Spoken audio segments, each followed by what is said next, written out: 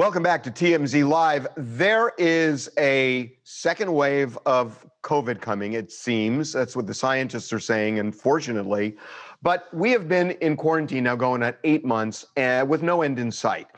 And just being at home the way we are has changed the dynamic of what we buy, of what we want, and of how we live. And all of that has to do ultimately with money. What we buy, what we purchase. So every Friday, we follow the money with Shark Tank star Daymond John, and Daymond joins us right now. Daymond, welcome back to TMZ Live. Thank you. What's happening, guys? We're just kind of plugging along the way everybody else is. I never really thought of this, Daymond, but it is true that the purchases people are making now are all COVID-centric. Night and day from 8 months ago, night and day.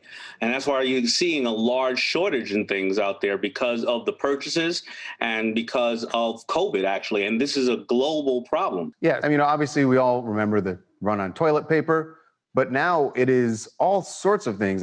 From furniture, some of it being home office furniture, but even beyond that, mason jars. It's almost like people are preparing. It's like they know that they're going to be indoors and at home for months, possibly months and months to come, and they're getting ready for it. You have to look at it like this, right? Toilet paper and those things that ran out, those are things that are easy to make, but we were going through a debacle on what we were going to do with China. So a lot of manufacturers prior to COVID were saying, I don't know if I can place orders here because I don't know if I'll ever get it. Now, you think this is an American problem?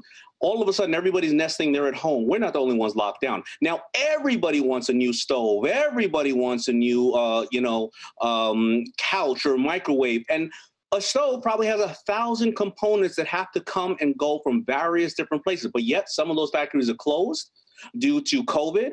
And you were going to make 1 million stoves this year, but you have demand for 10 million stoves right now. And on the other side, people who are lucky enough to have their jobs, they're investing more in their homes. And a lot of companies saying, you may stay there and be virtual forever. It's funny because, as people upgrade and do what you're saying, and I'm also thinking too, that home gyms are impossible to get now because people have been buying them like crazy, for 7 months. You can't even get just equipment. It's hard to get even like a barbell. Right. And so, it's almost as if, Daymond, that people have so cocooned that I wonder when they can get out, will they get out? I don't think they're going to get out as quick as possible. I think they're going to create a beautiful nest and they're going to say, I put so much money in here. They may even look for new positions that don't want them to make sure they come in and they can, or ask their boss to reduce a little of their costs. And then they're going to say, I can work from home now and have a better quality of life and not have to trek to the snow or the heat, or of course,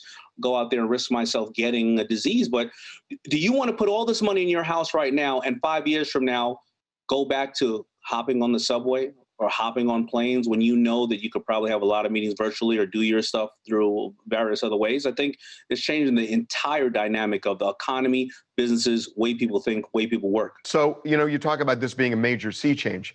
It's true that as everybody gets ensconced in offices, as we're able to work remotely, even interact with our colleagues, offices aren't as important anymore. Gyms aren't as important anymore. Movie theaters aren't as important anymore. God.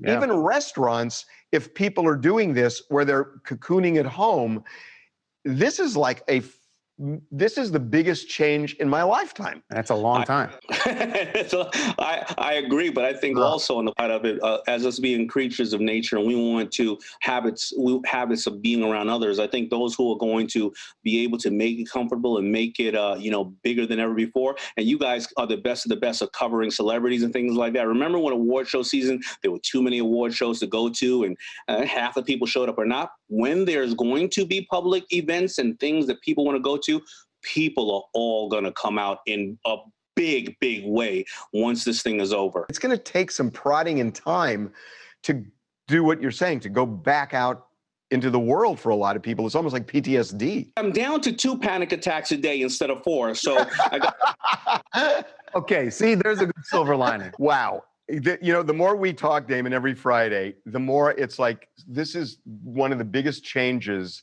in memory. Just one of the biggest changes in every respect of all of our lives. It's just amazing. Yeah, this is not one country at war with another. This is not one depression or recession in one country. This is a global problem, and this is something that is absolutely. I don't have a crystal ball, but I can't see us ever going through something as just crazy and confusing that everybody is affected in the entire world. Yeah. Well, look, this was really interesting. And we will see you again next Friday. Don't have more panic attacks than 2 a day, okay? Yeah, see if we can get it down to 1. See if we can get it down to 1 by next week. I'm trying to get down to 1.